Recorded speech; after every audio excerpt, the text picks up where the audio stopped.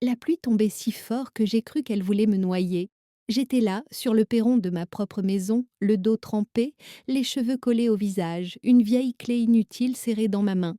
Derrière la porte, j'entendais encore leur voix, étouffée, paisible, des bruits de vaisselle, un rire d'Élise, puis plus rien, le silence, seulement brisé par le claquement des gouttes contre le métal de la boîte aux lettres. Je m'appelle Madeleine. J'ai 74 ans et cette nuit-là, j'ai compris ce que voulait dire être effacée. On peut tout donner, son temps, son argent, son amour, et se retrouver dehors, comme un vieux parapluie qu'on oublie sur un banc. Tout avait commencé quelques heures plus tôt, autour d'un dîner banal. Mon fils Paul et sa femme Élise étaient venus m'aider à ranger certaines affaires avant leurs soi-disant travaux. Paul avait ce ton doux, presque professionnel qu'il prend quand il veut me faire accepter quelque chose. Tu sais, maman, c'est juste pour moderniser un peu. Un nouveau plancher, de l'isolation, ça te fera du bien. J'avais hoché la tête. Après tout, pourquoi pas? J'ignorais que derrière ce mot moderniser se cachait le début de ma disparition. Élise, elle, n'avait presque pas parlé. Elle avait passé la soirée à pianoter sur son téléphone, à corriger Paul du regard chaque fois qu'il me disait quelque chose de trop tendre. C'est une femme élégante, plus jeune que mon fils de 10 ans. Le genre à porter des talons même dans sa cuisine. Elle m'a toujours fait sentir déplacée, trop simple, trop lente, trop d'une autre époque. Quand elle a posé son verre de vin et dit d'une voix glaciale: Madeleine, tu devrais sortir un instant, il pleut. Mais Paul veut déplacer le buffet, ça ira plus vite sans toi dans le passage. Je n'ai rien soupçonné, j'ai enfilé mon vieux gilet et je suis sortie sur la terrasse. Le vent soufflait fort, les volets claquaient. En me retournant, j'ai vu la porte se refermer doucement derrière moi, puis le son sec du verrou. J'ai d'abord cru à une erreur. J'ai frappé, doucement puis plus fort. Paul, ouvre mon chéri. Rien, j'ai attendu. 10 minutes, 20, je ne sais plus. Mes doigts étaient engourdis, mon cœur battait trop vite. La lumière du salon restait allumée, et derrière le rideau, des ombres bougeaient. Il savait que j'étais là. Il m'entendait. Et il choisissait de ne pas répondre. J'ai tenté de contourner la maison, mais la grille du jardin était fermée à clé. Le chien du voisin aboyait, effrayé par la tempête. J'ai glissé sur les pavés mouillés, tombé à genoux, les paumes couvertes de boue. J'aurais voulu pleurer, mais même mes larmes semblaient noyées par la pluie. Quand enfin j'ai compris qu'il ne viendrait pas ouvrir, une phrase m'a traversé l'esprit, nette, glaciale. Ils m'ont laissée dehors. Je me suis assise sur la marche, tremblante, le vent emportait mes souvenirs, les anniversaires dans cette maison, les dimanches avec Paul enfant, les rires autour du feu. Tout cela s'effaçait sous l'eau qui coulait dans le caniveau. J'étais seule, mais quelque part, sous ce choc, une autre chose naissait, quelque chose que je n'avais pas senti depuis des années, une force ancienne, calme, impitoyable. Quand la pluie a cessé, je n'étais plus la même femme. J'ai levé les yeux vers la fenêtre du salon, encore éclairée, et j'ai murmuré: D'accord, demain on verra qui restera dehors. Le matin d'avant, tout semblait encore tranquille, un de ces matins gris et doux où la pluie hésite à tomber, où la maison sent le café et la cire des meubles. Je m'étais levée tôt, comme toujours. À mon âge, le sommeil n'est plus qu'un visiteur pressé. J'avais ouvert les volets sur le jardin. Les rosiers ployaient un peu, mais les jonquilles, elles, tenaient bon. Elles avaient résisté à 3 hivers, comme moi. J'ai mis du sucre dans mon café de cuillère, malgré ce que dit le médecin. Faut bien un plaisir qui reste, je lui réponds toujours. Puis j'ai écouté la radio, celle que mon mari avait achetée juste avant de mourir. La voix du présentateur annonçait un changement de temps. Ironique, vers 10 heures, la voiture de Paul s'est garée devant la grille. Je l'ai vu depuis la fenêtre. Il est descendu le premier, son éternel sourire collé au visage. Élise suivait, lunettes de soleil malgré le ciel couvert. Pas un parapluie, pas même un bonjour de la main. Quand ils ont frappé, j'ai ouvert aussitôt, heureuse de les voir malgré tout. Maman, tu es en forme? Comme toujours, entrez, j'ai préparé des chouquettes. Élise a esquissé un sourire poli sans me regarder vraiment. Elle a déposé son sac sur la table, a sorti son téléphone et l'a posé écran vers le haut, comme pour signaler qu'elle n'avait pas de temps à perdre. Ils se sont assis. Paul parlait beaucoup, trop. Il me posait des questions mécaniques. Tu dors bien? La chaudière marche toujours? Tu as réfléchi à ce qu'on disait la dernière fois? La dernière fois, oui, cette conversation sur les papiers, sur le fait que ce serait plus simple si je leur laissais gérer la maison pendant quelques mois. Juste le temps de mettre tout en ordre, maman, pour toi. J'avais refusé gentiment. Je ne suis pas naïve, seulement patiente. Élise a fini par lever la tête. On parlait justement de ça, Madeleine. Tu devrais vraiment envisager de simplifier les choses. À ton âge, tout peut aller très vite, tu sais. Ces mots ont glissé comme une lame sous la peau. À ton âge, ce ton condescendant presque administratif. Simplifier quoi, Élise? Les papiers, la propriété, les frais. On peut s'en occuper pour toi. Et pourquoi ferais-je ça? Un silence, puis un regard échangé entre eux. Paul a pris ma main. Pour que tout soit plus clair, maman, si un jour il t'arrive quelque chose, on saura quoi faire. S'il m'arrive quelque chose, tu penses que je vais mourir demain? Il a ri gêné. Non, bien sûr que non. C'est juste de la prévoyance. Je les ai observés l'un après l'autre. Leur impatience, leur assurance. Je les ai laissés parler, faire leurs projets, répéter leurs phrases toutes prêtes. Je répondais par des sourires et des gestes lents. Parce qu'à cet instant-là, je n'avais pas besoin de comprendre tout de suite, je devais seulement écouter. Vers midi, j'ai préparé le déjeuner. Du poulet rôti, des pommes de terre, un peu de vin. Paul a complimenté la cuisson, Élise a dit que ça sentait la campagne. À la fin du repas, elle a sorti un dossier beige de son sac. On pourrait juste jeter un œil, Madeleine, rien d'engageant. Je n'ai pas répondu, je suis allée chercher le dessert. Dans la cuisine, j'ai entendu leur voix à mi-mot. Elle signe rien, Paul, elle ne signera jamais. Laisse-moi faire, je vais la convaincre. Quand je suis revenue avec le gâteau, ils se sont tus.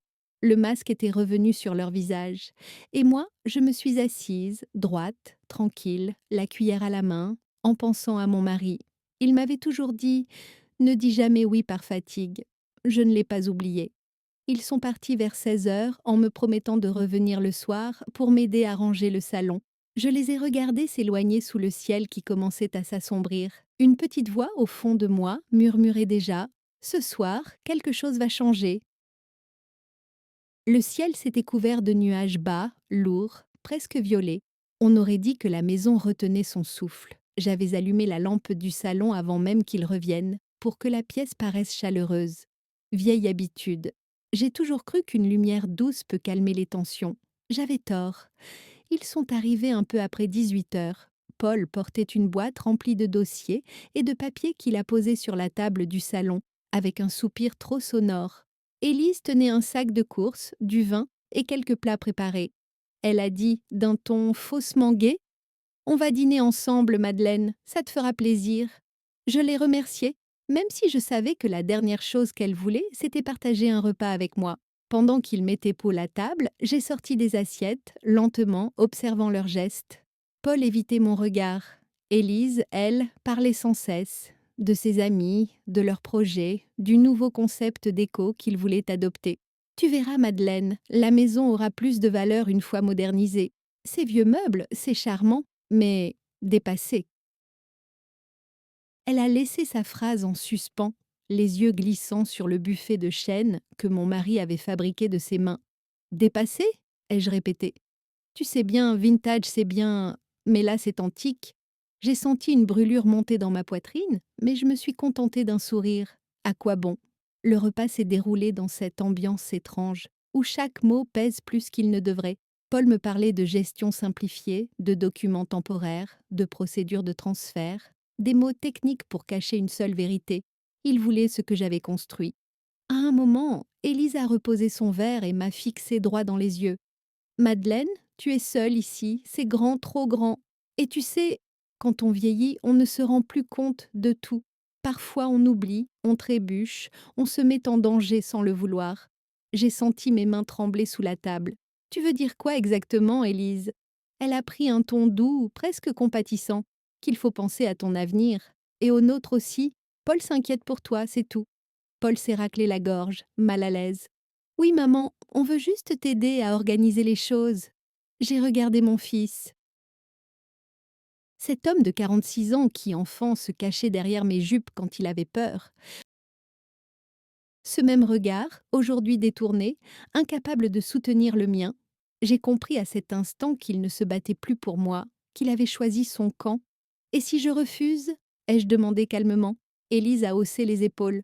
Refuser quoi? On parle juste d'un peu d'ordre.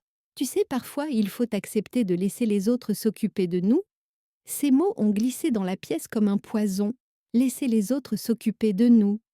J'ai compris ce qu'il voulait dire. Me faire passer pour fragile, incapable, me dépouiller en douceur. Le silence a duré longtemps. Puis j'ai dit doucement: Vous savez, votre ton me rappelle celui des médecins, ceux qui parlent à leurs patients comme à des enfants. Élise a souri, crispée. Ce n'est pas ce qu'on voulait dire, mais c'est ce que vous pensez, ai-je murmuré.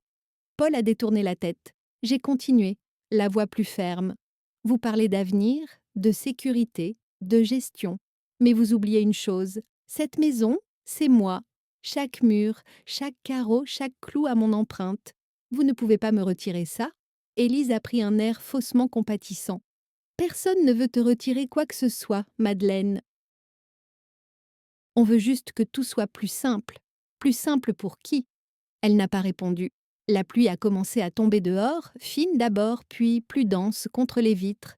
Le tonnerre a grondé au loin. Paul a dit: On va bouger un peu les meubles ce soir pour préparer la pièce. Ce sera rapide. Je me suis levée. Faites comme vous voulez, mais moi, je vais préparer le café. Je suis allée dans la cuisine. J'ai posé mes mains sur le plan de travail froid. J'ai respiré lentement. J'ai senti quelque chose de très précis. La peur. Pas celle qu'on ressent face à un danger, mais celle plus profonde d'être effacée sans bruit.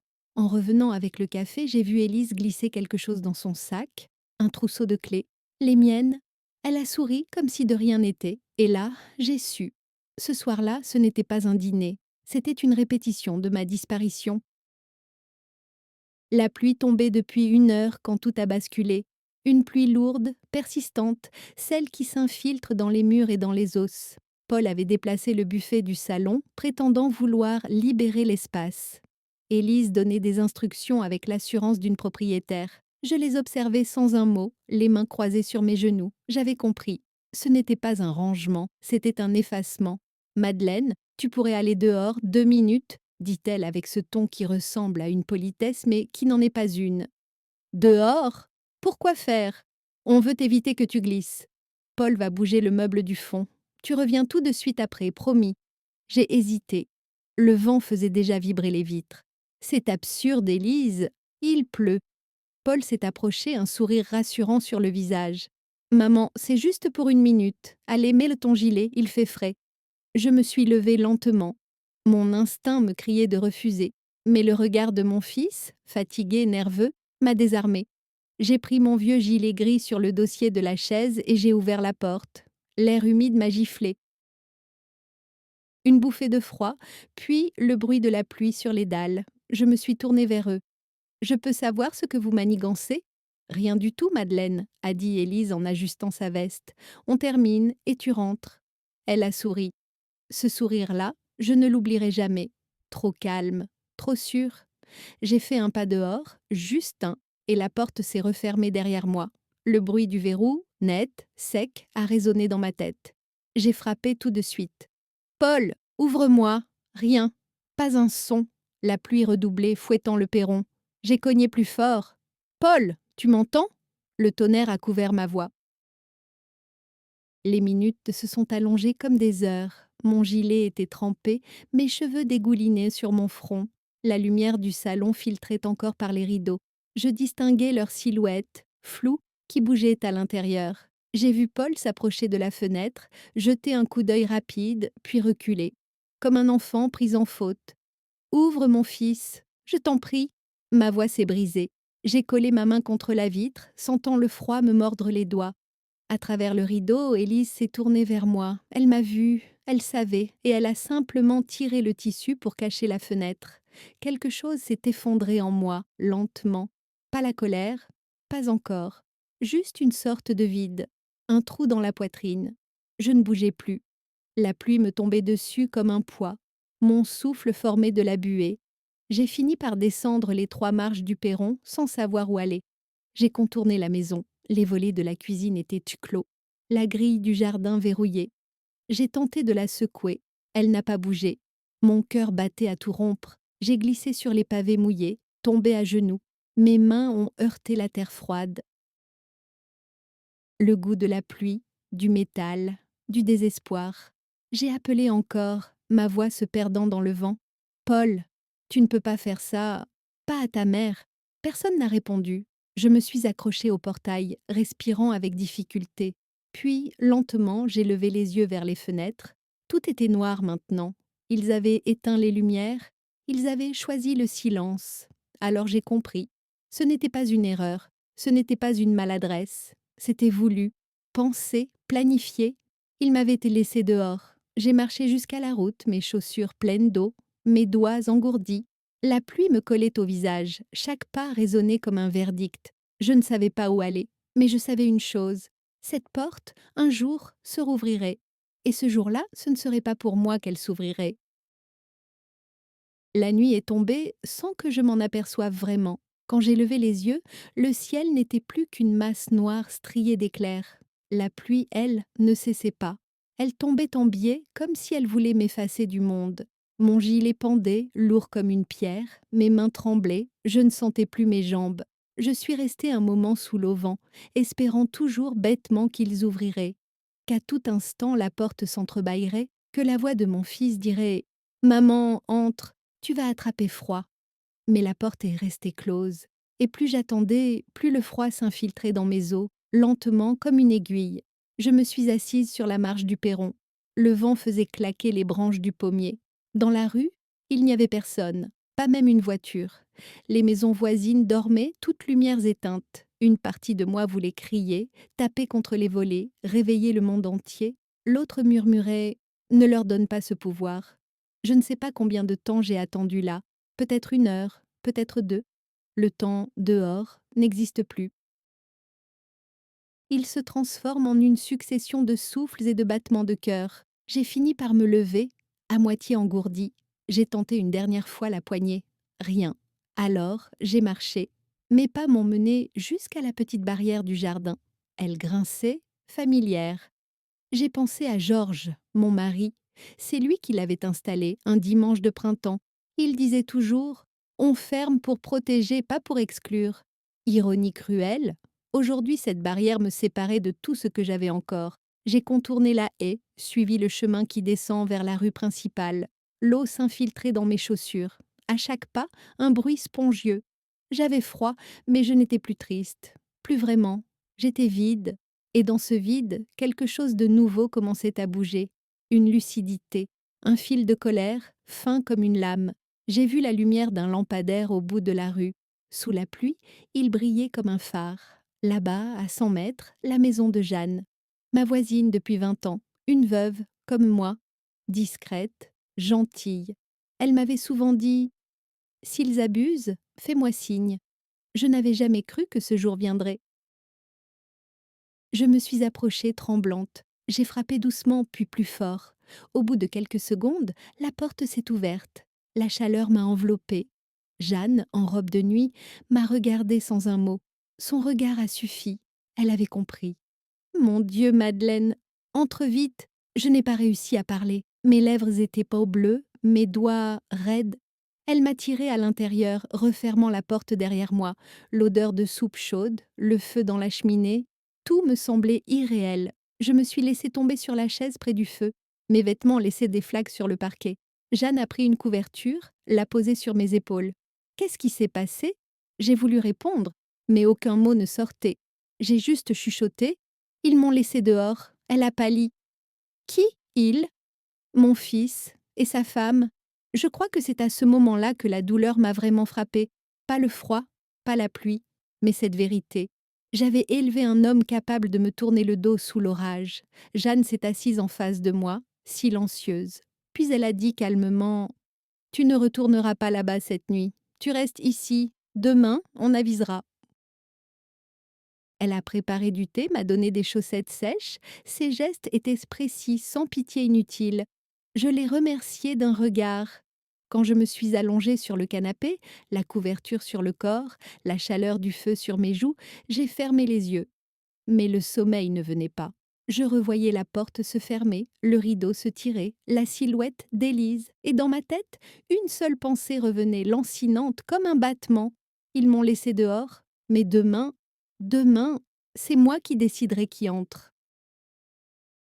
Le matin m'a trouvée assise sur le canapé, les yeux ouverts depuis longtemps. Je n'avais pas dormi. Le feu s'était éteint pendant la nuit, laissant une odeur de cendre tiède. Dehors, le jour se levait lentement, gris et humide. On aurait dit que la pluie elle-même hésitait à recommencer, comme si elle m'observait en silence. Jeanne est apparue dans la cuisine, ses cheveux argentés relevés en chignon, une robe de laine bleue sur les épaules. Elle a eu ce regard qu'ont les gens qui savent qu'ils ne doivent pas poser trop de questions.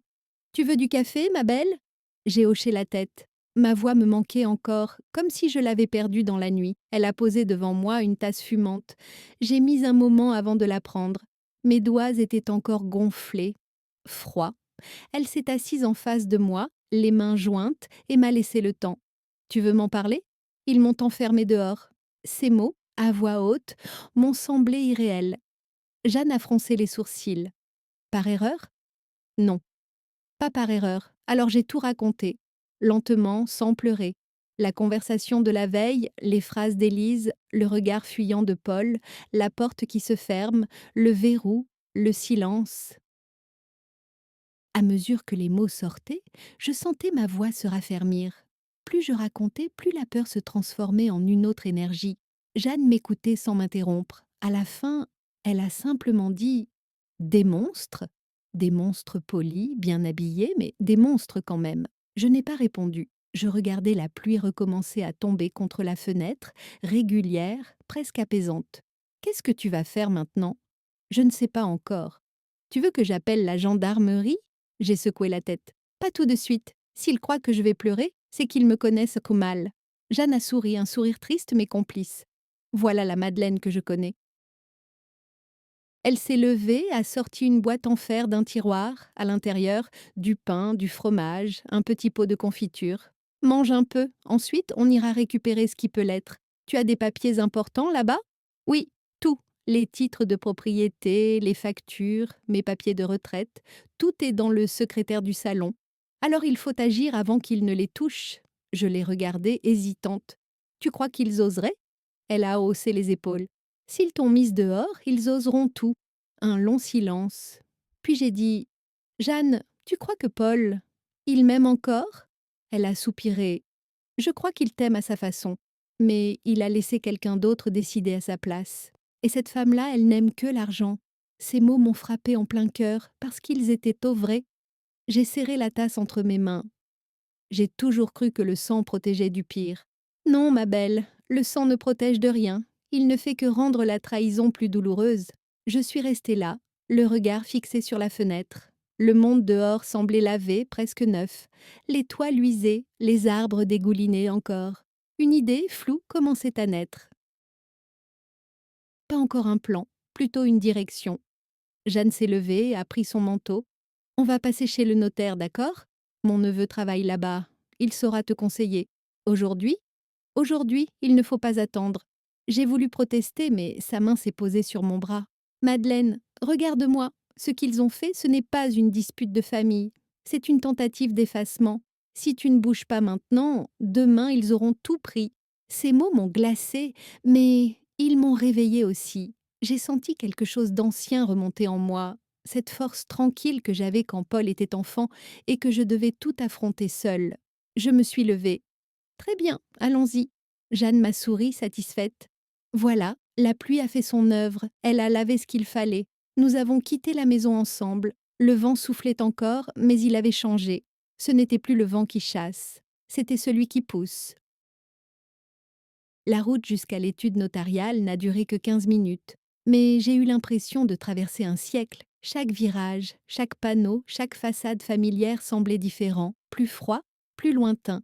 J'observais le monde comme quelqu'un qui en est soudain exclu.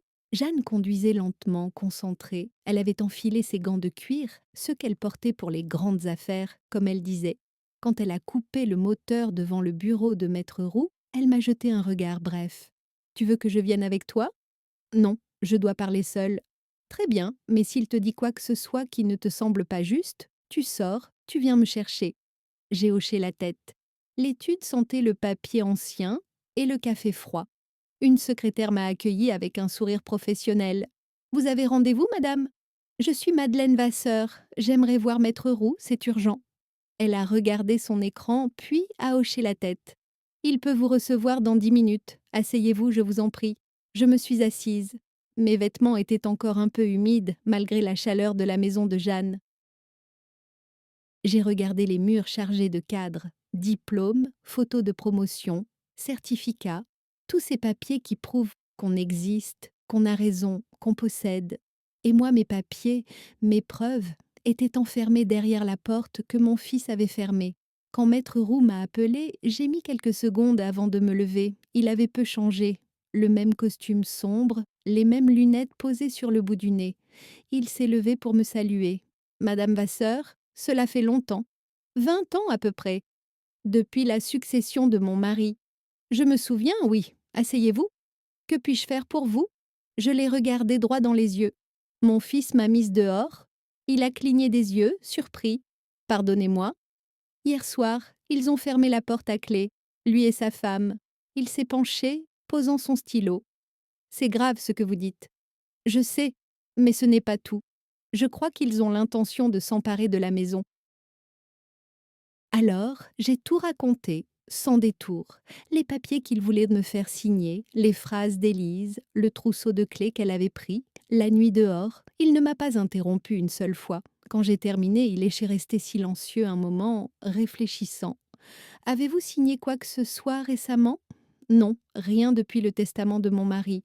Bien, alors pour l'instant, ils n'ont aucun droit légal de vous expulser, même s'ils vivent là, même s'ils prétendent vouloir vous aider.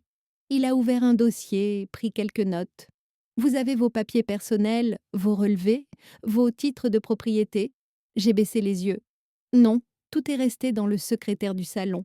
Ils peuvent ne les utiliser contre vous s'ils sont signés, ou même tenter de falsifier.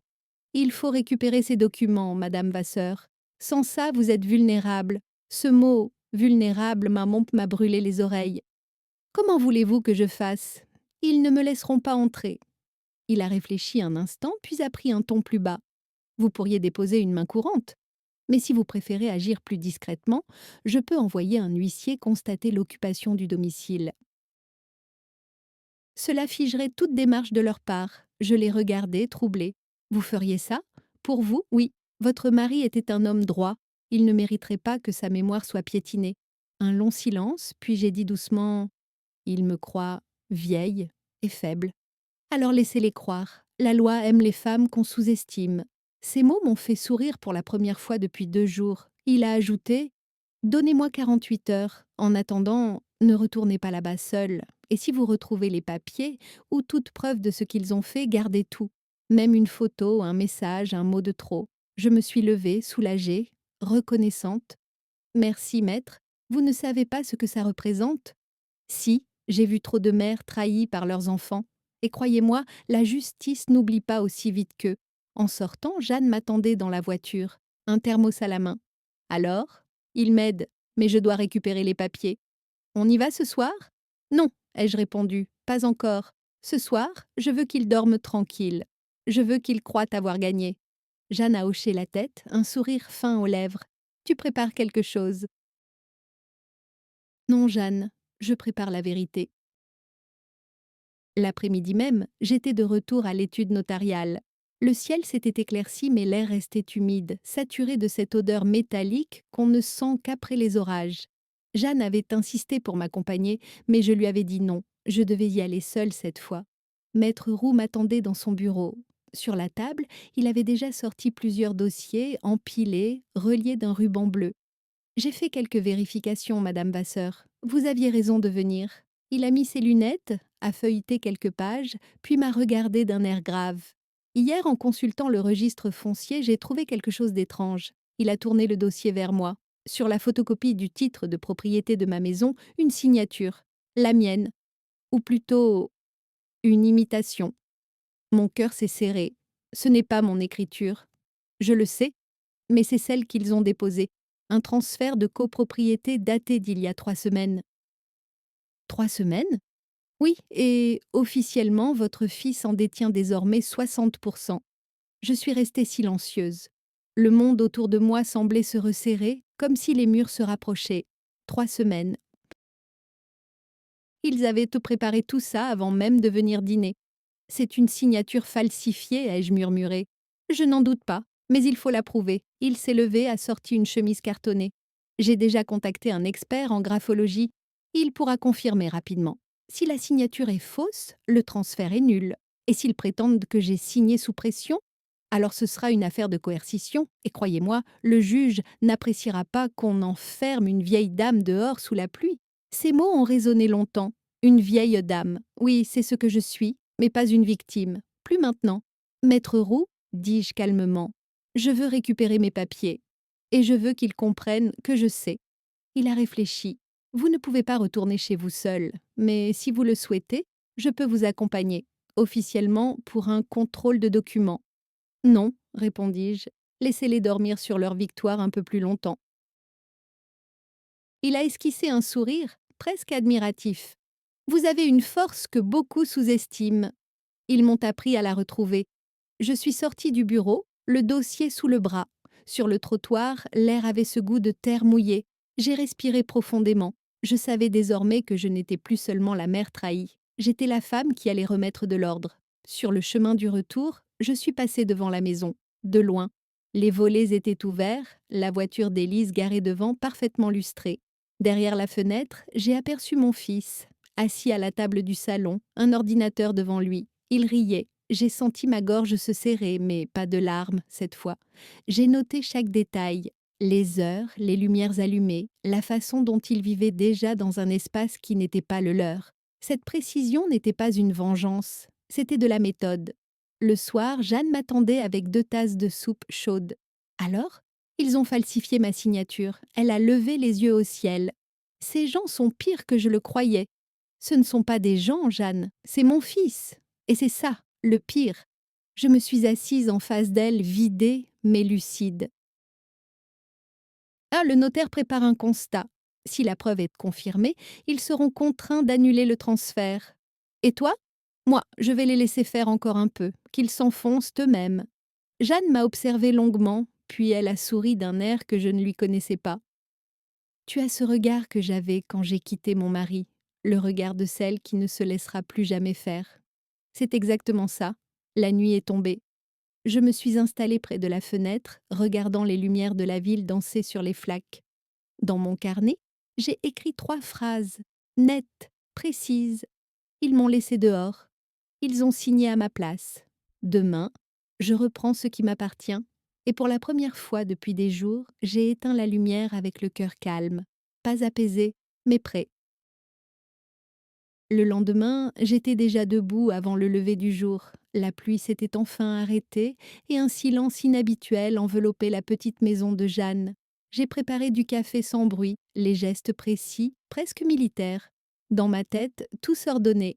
Chaque mot, chaque visite, chaque mouvement de la veille prenait sens. Il m'avait mis voler plus que des murs. Il m'avait volé ma dignité. Et ce matin-là, j'avais décidé de la reprendre, morceau par morceau. Jeanne est entrée dans la cuisine, en peignoir, les yeux encore mi-clos. « Tu n'as pas dormi, toi ?»« Non, je n'ai plus besoin de sommeil, j'ai besoin d'action. » Elle s'est assise, m'a observée en silence, puis a murmuré « Tu as ce regard, celui des gens qui ont déjà un plan. Pas encore un plan, une méthode. » Je suis sortie peu après 8 heures, mon carnet dans la poche. Direction la mairie. Le bâtiment, austère, ouvrait ses portes tout juste. Derrière le guichet, une jeune employée m'a accueillie avec un sourire mécanique. Bonjour, madame.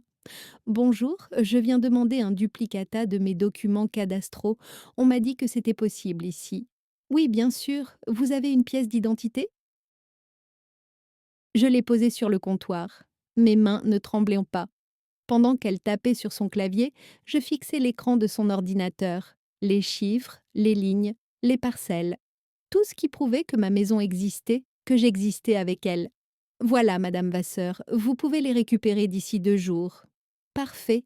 Et je peux aussi signaler une modification suspecte de propriété.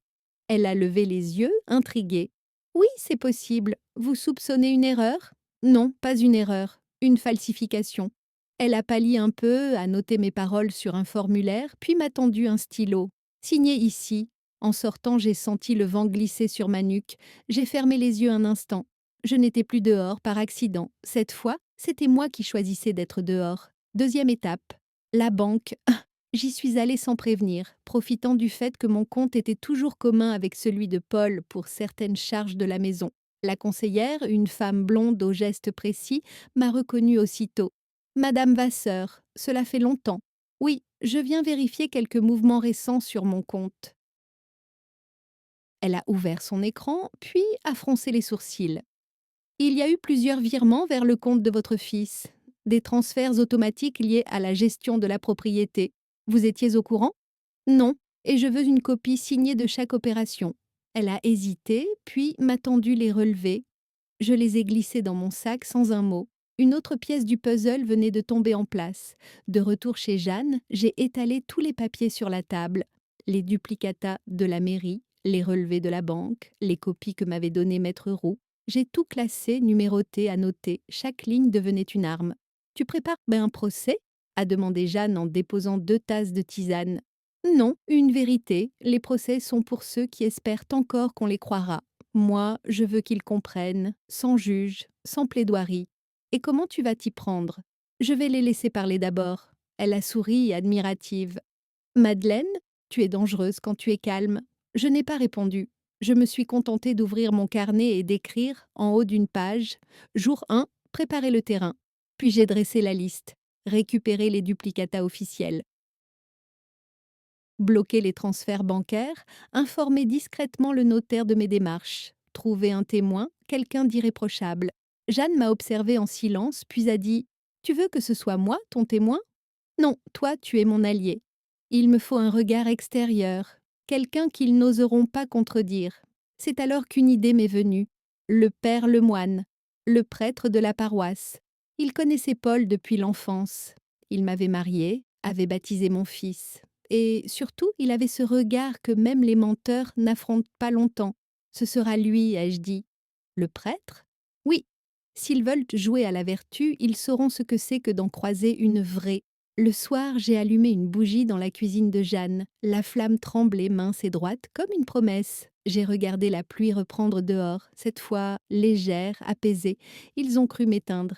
Ils ont juste rallumé ce qu'ils avaient oublié. Le lendemain matin, le ciel était d'un bleu presque insolent, comme si le monde avait décidé d'oublier. Pas moi, j'avais dormi à peine 3 heures, mais mes pensées, elles, n'avaient jamais été aussi claires. Jeanne m'avait proposé de venir avec moi à la messe du dimanche. C'était une bonne idée, j'allais y croiser le père Lemoine et peut-être même Paul et Élise. Depuis le début, j'attendais un signe, une faille. Je ne savais pas encore qu'elle viendrait d'elle. Élise. L'église était à moitié pleine, l'air y sentait la cire et la pluie séchée. J'ai reconnu le père Lemoine immédiatement. Son visage n'avait presque pas changé. La même douceur ferme, les mêmes rides du front, celle qu'on gagne à écouter trop de confidences. Quand il m'a vue, il a souri, sincère. Madeleine, quelle surprise! Cela fait des mois que je ne t'ai pas vue ici. J'avais besoin de silence, mon père, et maintenant j'ai besoin de vérité. Il a hoché la tête, sans poser de questions. Nous avons convenu de parler après la messe. Je me suis assise au dernier rang. Quelques minutes plus tard, la porte a grincé. Paul et Élise sont entrés. Lui, crispé, visiblement contrarié de me voir là, elle, droite, élégante, la tête haute, elle a glissé un regard vers moi, un de ces regards qui disent « Tu n'existes plus ». J'ai simplement souri. La messe a passé comme un souffle. Les mots du prêtre parlaient de pardon, de justice, de lumière. Je ne savais pas encore si j'étais prête à pardonner, mais j'étais certaine d'avoir choisi la lumière. Après l'office, le père Lemoine m'a reçue dans la petite sacristie. Les murs sentaient le bois et la poussière d'encens. Alors Madeleine, que se passe-t-il? J'ai tout expliqué, lentement.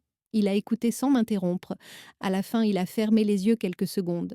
Vous savez, dit-il, parfois, le mal ne vient pas des ennemis. Il vient de ceux qui croient qu'ils vous font du bien. Je crois qu'Élise n'a jamais cru ça. Et votre fils? Mon fils n'a plus de voix. Elle parle pour lui. Je lui ai demandé d'être mon témoin si jamais les choses devenaient sérieuses. Il a accepté sans hésiter. Vous pouvez compter sur moi, Madeleine. Quand je suis sortie, j'ai aperçu Élise sur le parvis, téléphone à la main, riant avec une amie, un rire clair presque théâtral. J'ai continué ma route. sans la saluer. Mais ce soir-là, Jeanne est arrivée chez moi avec un air grave et un téléphone dans la main. Madeleine, regarde ça. Elle m'a montré un écran, une publication Facebook visible de tous. Une photo d'Élise, debout devant ma maison, les bras croisés, le sourire éclatant. Légende, nouvelle vie, nouvelle maison. Parfois, il faut savoir tourner la page. En dessous, des commentaires enthousiastes. Quelle beauté! Vous méritez tellement ce bonheur. Magnifique maison, Élise. Je suis restée immobile, le regard fixé sur l'écran. Jeanne tremblait de colère à ma place. C'est du délire. Elle ose s'afficher comme ça. Laisse-la faire, ai-je dit calmement. Comment ça? Elle vient de signer sa perte. J'ai pris une photo de la publication, puis une capture des commentaires. L'heure, la date, tout. Ces preuves valaient plus que des mots. Plus tard, j'ai envoyé le tout à Maître Roux. Sa réponse est arrivée 10 minutes après. Parfait. Gardez tout. C'est une preuve publique de dépossession illégale. Nous avançons. Jeanne me regardait abasourdie. Tu sembles presque tranquille. Je le suis. Elle croit gagner des cœurs sur les réseaux. Moi, je gagne du temps. Et dans le silence, le temps, c'est de larmes pures. Cette nuit-là, j'ai regardé la photo encore et encore, son sourire, sa pose, la main posée sur le chambranle de ma porte. J'ai murmuré: Tu veux jouer à la propriétaire, Élise? Très bien, mais demain, tu découvriras ce que ça coûte d'habiter dans la maison de quelqu'un d'autre. Je me suis couchée tard.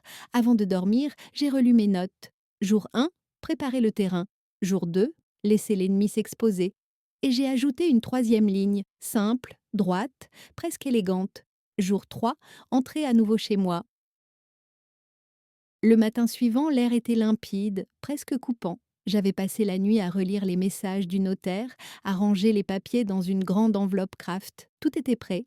Les duplicata de la mairie, les relevés bancaires, les captures d'écran d'Élise. Chaque preuve avait sa place, numérotée, datée. J'avais toujours aimé l'ordre. Et ce jour-là, cet ordre allait devenir ma plus grande arme. Jeanne m'a trouvée debout, déjà habillée, le manteau boutonné jusqu'au cou. « Tu pars ? » ?»« Oui, il est temps. »« Tu veux que je t'accompagne ? » ?»« Non, ma chère, je veux qu'il me voie seule. C'est important qu'il pense encore avoir le dessus. » Elle n'a rien ajouté. Elle savait. Elle m'a seulement embrassée sur le front, comme on le fait à quelqu'un qui part en guerre. Sur la route, la lumière filtrait entre les arbres. Chaque pas que je faisais me ramenait à ma maison. Ma maison, celle dont ils avaient kiffé leur décor. Quand j'ai aperçu le portail, mon cœur a battu plus vite, mais mes mains sont restées immobiles. La voiture d'Élise était là, garée bien droite, fière, comme une signature de trop. Le rideau du salon était ouvert. J'ai vu leur silhouette, ils prenaient le petit déjeuner. 2 tasses, un journal, un sourire, tout semblait normal, paisible. C'est ce calme-là que je venais briser. J'ai sonné. 1 fois, 2 fois. La 3e, la porte s'est ouverte. C'était Paul. « Maman, qu'est-ce que tu fais ici ? » ?»« J'habite ici, tu t'en souviens ?» Il a baissé les yeux, déjà désarmé. Derrière lui, Élise est apparue. « Madeleine, ce n'est pas raisonnable. On t'avait dit que… Que quoi ? Que j'étais indésirable ? Que je devais vieillir ailleurs ? Que c'était mieux pour tout le monde ?» a-t-elle coupé d'un ton sec. J'ai posé calmement l'enveloppe sur la table de l'entrée. « Tu veux bien m'écouter 2 minutes ?» Elle a croisé les bras. « Si c'est pour faire une scène, ce n'est pas la peine. » Pas une scène, une vérité. À ce moment précis, la sonnette a retenti derrière moi. 3 coups brefs. Élise a sursauté. « Tu as invité quelqu'un ?» ?»« Oui. » La porte s'est ouverte sur Maître Roux, accompagné de 2 gendarmes. Élise a blêmi. Paul s'est figé. « Bonjour, madame, » dit le notaire d'une voix posée. « Je représente madame Vasseur. » Nous venons constater l'occupation du domicile et vérifier certains documents relatifs à la propriété. Le silence a explosé dans la pièce. On aurait pu entendre une aiguille tomber. Élise a reculé d'un pas. « C'est ridicule, » protesta-t-elle. « Nous avons les papiers, ils sont signés. »« Faux, » ai-je répondu. « Et vous le savez, le notaire a sorti de son sac la copie de la prétendue signature. J'ai fait vérifier ce document par un expert en graphologie. Cette signature ne correspond pas à celle de madame Vasseur. Elle est donc invalide. » Paul a pâli, sa tasse tremblait dans sa main. « Élise, qu'est-ce que c'est que ça ? » « C'est un malentendu, » a-t-elle crié. « J'ai juste voulu anticiper les démarches. Le gendarme a pris la parole, froidement. Monsieur et Madame Delcourt, pour l'instant, nous allons vous demander de quitter les lieux pendant que nous établissons le rapport. Élise a éclaté. C'est une folie. C'est ma maison. Non, ai-je dit doucement. C'est la mienne. Celle que j'ai construite avec mon mari. Celle où j'ai élevé mon fils. Celle où vous m'avez laissé dehors, sous la pluie. Ma voix ne tremblait pas. Je n'avais plus besoin de crier. La vérité, quand elle se tient droite, n'a pas besoin de volume. Paul a tenté de parler, mais aucun mot n'est sorti. Il s'est passé la main dans les cheveux, regardant le sol. Maman, je ne savais pas. Tu savais, Paul. Tu as juste préféré ne rien voir. Les gendarmes ont pris des notes, photographié les papiers, puis ont demandé poliment à Élise de rassembler ses affaires essentielles. Elle a protesté, juré, menacé. Mais tout ce qu'elle disait sonnait creux. Le masque s'était fissuré. Je me suis assise sur la chaise du salon, celle qu'elle avait déplacée, celle qu'elle avait presque jetée. J'ai regardé autour de moi, mes rideaux, mon buffet, les murs que j'avais peints de mes mains. Tout était à sa place, comme endormi. Le père Lemoine est arrivé quelques minutes plus tard. Il s'est tenu à la porte, sobre, le visage grave. « Tout va bien, Madeleine ?»« Oui, mon père. » La maison est en train de respirer à nouveau. Il a hoché la tête, puis a regardé Élise, toujours debout, tremblante, au milieu de la pièce. « Il y a des silences qu'on ne devrait jamais imposer, madame, a-t-il dit. Quand ils sont sortis, la pluie a recommencé. Douce, fine, presque bienveillante. J'ai fermé la porte derrière eux, lentement, sans un mot. La maison était redevenue silencieuse, un silence lourd, profond, celui qui suit les tempêtes. Le claquement de la porte résonnait encore dans mes oreilles, mais cette fois, c'était moi qui l'avais refermée. J'étais à l'intérieur, eux, dehors. Paul et Élise se tenaient sur le perron sous la pluie fine, leurs silhouettes se découpant à travers la vitre embuée. Les gendarmes parlaient en bas, prenaient des notes, pendant que Maître Roux rangeait ses dossiers. Je restais debout au milieu du salon, droite, immobile, les mains posées sur le dossier de la chaise. Chaque fibre de mon corps voulait trembler, crier, frapper, mais je ne ferais pas ça, pas ce plaisir-là. La dignité, c'est la dernière arme des humiliés. Élise s'est soudain mise à hurler à travers la porte. « Tu crois que c'est fini? Tu vas le payer. Tu entends? Tu vas payer. » Sa voix se brisait hystérique, mêlée au martèlement de la pluie. Paul, lui, restait silencieux, la tête basse. Il essayait de la calmer. En vain. J'ai ouvert doucement la porte, juste assez pour qu'il m'entende. « Non, Élise, c'est toi qui vas payer. Pas avec de l'argent, avec ce que tu ne retrouveras plus jamais, le respect. » Maître Roux s'est avancé. « Madame Delcourt, Monsieur Delcourt, les constats sont faits. Les documents falsifiés seront remis au procureur. Vous serez convoqué pour vous expliquer. En attendant, vous n'avez plus aucun droit d'occuper ces lieux. » Élise a éclaté de rire. Un rire sec, nerveux, presque fou. « Mais vous êtes ridicule. C'est une vieille femme sénile. Elle invente tout ça. » Je l'ai regardée, longuement, ce regard qu'on réserve à ceux qui viennent de se condamner eux-mêmes. « Tu te trompes, Élise. Ce n'est pas moi qui invente. C'est toi qui as cru que je ne verrais rien. » Le père Lemoine s'est approché, la pluie glissant sur ses épaules noires. Il s'est tenu entre nous. « Il n'y a pas de victoire ici, seulement des choix, » a-t-il dit calmement. Je me suis tournée vers lui. « Si, mon père, il y a une victoire, celle d'avoir refusé de disparaître. » Élise a détourné les yeux. Paul, enfin, a parlé. Sa voix était basse, étranglée. « Maman, je suis désolée, je n'ai pas voulu… » « Tais-toi, ce n'était pas un cri, juste 2 mots, nets, tranchants. « Tu n'as pas voulu? Tu n'as rien voulu. C'est bien ça le problème. Tu n'as jamais rien voulu voir, rien voulu choisir. Tu t'es laissé vivre comme un fils en papier, incapable d'être un homme. » Il a baissé la tête. « Je voulais juste la paix. » « La paix? Tu l'as trouvée, non? Regarde-toi. Trempé, silencieux, vidé. Voilà la paix que tu as créée. » Un des gendarmes s'est approché mal à l'aise. « Madame Vasseur, voulez-vous qu'on les éloigne? »« Non, laissez-les encore un instant. Qu'ils écoutent. » Je me suis avancée d'un pas, la pluie commençant à mouiller mes cheveux. « Vous m'avez laissé dehors, sous l'orage. Vous avez choisi de fermer la porte, d'éteindre les lumières, de faire comme si je n'existais plus. Je ne vous souhaite pas la souffrance, je vous souhaite la mémoire. Que chaque nuit, vous vous rappeliez ce bruit, celui du verrou qui tourne, et de la pluie qui tombe sur une vieille femme que vous avez reniée. Élise a reculé, son visage se fendant d'un mélange de rage et de peur. Paul s'est essuyé les yeux d'un revers de main. Maman, s'il te plaît. Va-t'en, Paul, garde ton silence. C'est la seule chose que tu saches bien faire. Je me suis tournée vers Maître Roux. Merci, je crois que tout est dit. Il a acquiescé, refermant son dossier. Je viendrai demain pour finaliser le dépôt de plainte. Vous n'avez plus rien à craindre. Les gendarmes ont escorté Paul et Élise jusqu'à leur voiture. La pluie s'était intensifiée, formant une nappe d'eau sur la route.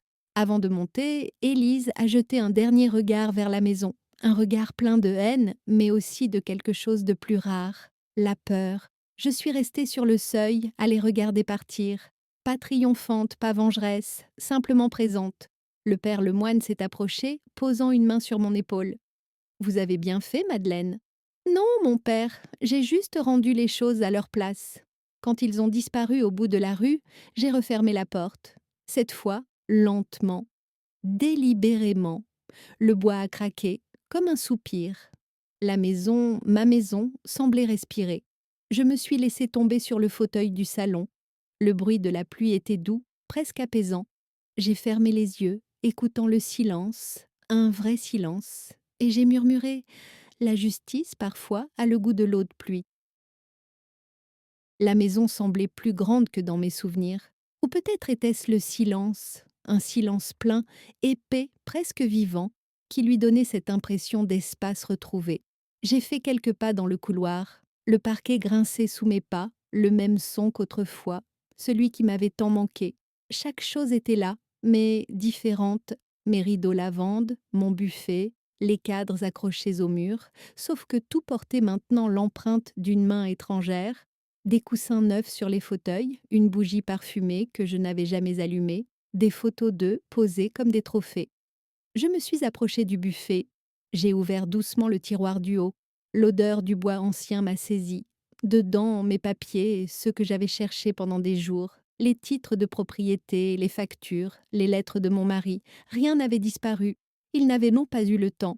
Je me suis assise et j'ai étalé les feuilles sur la table.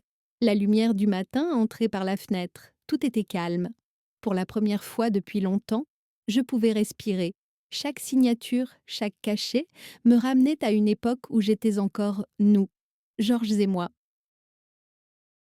Les travaux, les impôts, les factures payées avec soin, tout ce que j'avais bâti avec mes mains, mon temps, ma vie. Je me suis surprise à sourire. Pas de joie, de lucidité. Il pensait m'avoir dépossédée d'un bien. En réalité, il m'avait rendu quelque chose que j'avais oublié, la conscience de ma propre force. Je suis montée à l'étage. La chambre sentait la lavande et la poussière. Sur la table de nuit, la photo de mon mariage avait été déplacée.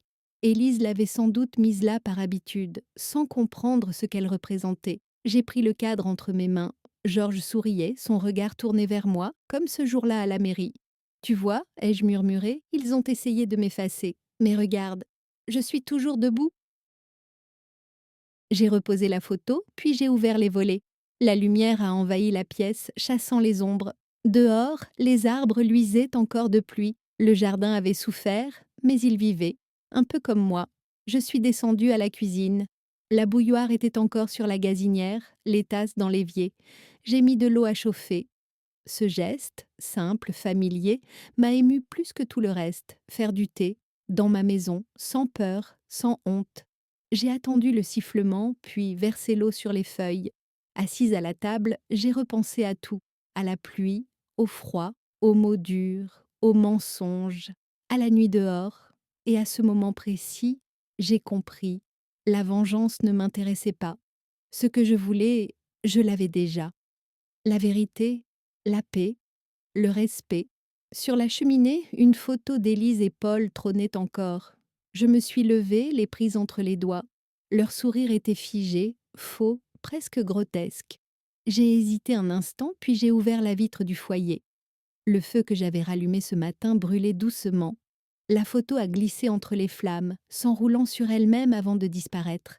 Les flammes ont dansé un instant, reflétées dans la vitre. J'ai pensé à toutes ces années où j'avais accepté, où j'avais tout donné sans jamais rien demander. Et maintenant, il n'y avait plus de demande. Seulement une certitude tranquille. Je n'avais plus besoin de leur amour pour exister. J'ai pris mon carnet. Sur la dernière page, j'ai écrit Jour 4, reconquérir le silence. Puis en dessous, d'une écriture lente et droite, la maison est redevenue vivante. Et moi aussi.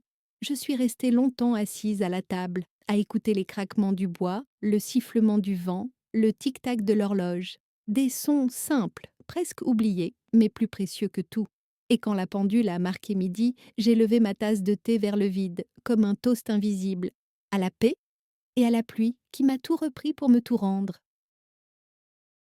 Le lendemain matin, la lumière entrait par les fenêtres, comme un fil d'or, un jour neuf, sans colère, sans peur. La maison avait retrouvé son souffle, et moi le mien. J'ai descendu l'escalier en chaussons, le parquet encore tiède sous mes pas. Le café coulait, la radio parlait doucement dans la cuisine. Une matinée ordinaire, et pourtant, tout avait changé. En ouvrant la porte pour ramasser le courrier, j'ai vu la vieille boîte en fer, rouillée sur les bords. Elle était pleine.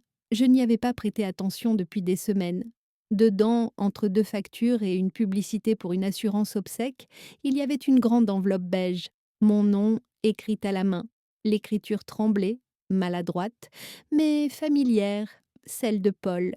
Je l'ai ouverte lentement, une lettre, 3 pages. Pas une excuse précipitée, une confession. Maman, je ne sais pas par où commencer. Tout ce que je pourrais dire sonnerait faux après ce que j'ai laissé faire. Tu avais raison, je n'ai rien voulu voir. J'ai cru qu'en me taisant, j'évitais les conflits. En réalité, j'ai tout détruit. Élise m'a quittée hier, elle dit que je suis faible, peut-être qu'elle a raison. Je ne te demande pas pardon parce que je ne le mérite pas. Mais je voulais que tu saches que je n'ai jamais cessé de t'aimer, même quand j'étais lâche. Si un jour tu acceptes de me revoir, je viendrai sans parler, juste pour t'aider à arroser le jardin, comme avant. J'ai relu la lettre plusieurs fois. Les mots tremblaient, sincères, douloureux.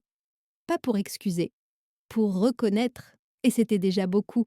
Je l'ai plié soigneusement, puis je l'ai posé sur la table du salon. J'ai regardé le feu qui couvait encore dans la cheminée. Une partie de moi voulait la brûler, effacer tout comme j'avais brûlé leurs photos. Mais non, certaines choses méritent d'être gardées, non pas pour se souvenir de la douleur, mais pour mesurer la distance parcourue. J'ai glissé la lettre dans le tiroir du buffet, avec mes papiers et mes souvenirs. Puis j'ai ouvert les volets. Le jardin baignait dans la lumière. Les fleurs, encore humides de la veille, brillaient comme des pierres précieuses. Au fond, la vieille chaise de Georges, celle qu'il réparait sans cesse, m'attendait. Je m'y suis assise, un châle sur les épaules. Je me suis mise à parler toute seule, comme si quelqu'un m'écoutait. Tu sais, Georges, il est venu ce jour-là, ton fils. Pas comme avant, mais presque. Peut-être qu'il comprendra un jour, peut-être pas. Mais moi, je ne porte plus rien, ni colère, ni peur, seulement la vérité. Le vent s'est levé, léger, portant avec lui l'odeur du lilas et du bois mouillé. C'était une odeur d'après. Je suis restée là longtemps, le regard perdu dans le jardin, à écouter la vie reprendre sa place, les oiseaux, les pas du facteur, le monde qui continue sans se soucier de nos drames. Et moi, au milieu, enfin, en paix. Sur la table, la tasse de café fumait encore. Une fine traînée de vapeur montait lentement comme un dernier signe du passé qui s'efface.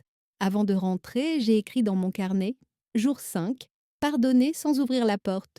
Puis j'ai ajouté Le pardon, ce n'est pas pour eux, c'est pour moi, pour que la pluie s'arrête vraiment. Je suis rentrée, j'ai fermé doucement la porte et j'ai senti qu'elle, cette fois, n'était plus un mur. Elle était un seuil. Le soir tomba lentement, doré, calme, presque doux. Une de ces soirées où tout semble suspendu, où la lumière s'attarde comme pour observer avant de partir. Le jardin exhalait cette odeur d'humidité tiède, de terre et de feuilles. Je venais d'arroser les fleurs, celles que la pluie avait abîmées et qui pourtant se redressaient. Je me suis assise sur la chaise de Georges, la même qu'il réparait sans fin, le dos contre la rambarde du perron. Devant moi, la maison respirait, tranquille. Plus de peur, plus de bruit, juste la paix. C'est alors que j'ai entendu le moteur d'une voiture, au loin, lent, hésitant. Le gravier a crissé sous les pneus. J'ai levé la tête. La vieille Peugeot de Paul. Il est sorti, seul, trempé. Ses yeux étaient rougis, ses gestes maladroits. Dans ses mains, un sac en plastique. « Bonsoir, maman !» Sa voix tremblait. « Bonsoir, Paul !» Il a avancé de quelques pas sans oser franchir la grille. Je voulais te rapporter ça, tes clés. Je crois que c'est à toi. Je l'ai regardé. La clé brillait sous la lumière du lampadaire, lourde comme un symbole. C'est drôle, ai-je dit. Il y a peu de temps, c'est toi qui les avais dans ta poche. Il a baissé la tête. Je sais. J'ai honte. Non, tu as enfin compris. C'est différent. Un silence. Le vent faisait bruire les feuilles du vieux pommier. Est-ce que je peux entrer demanda-t-il doucement.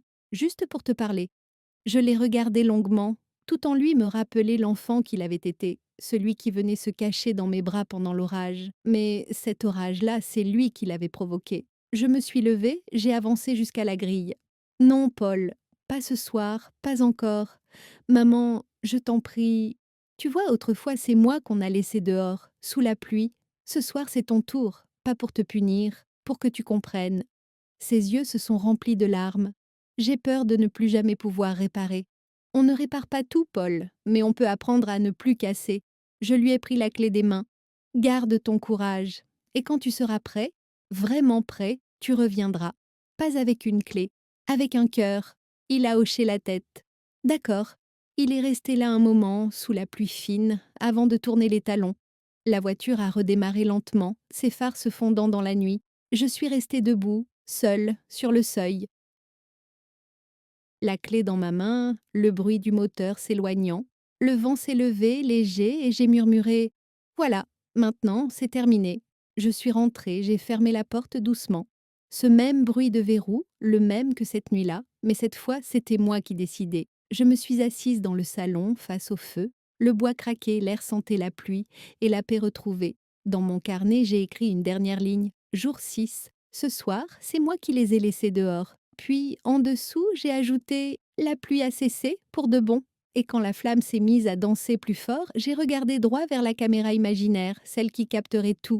La vieille femme, la maison, la pluie derrière les vitres, et j'ai dit calmement, pour ceux qui écoutent encore, « Si toi aussi tu crois que le respect ne dépend pas de l'âge, partage cette histoire, parce qu'aucune porte ne devrait se fermer sur ceux qui nous ont appris à l'ouvrir. » Fin de l'histoire. Ils m'ont laissé dehors sous la pluie. Le lendemain, c'est eux que j'ai laissés dehors.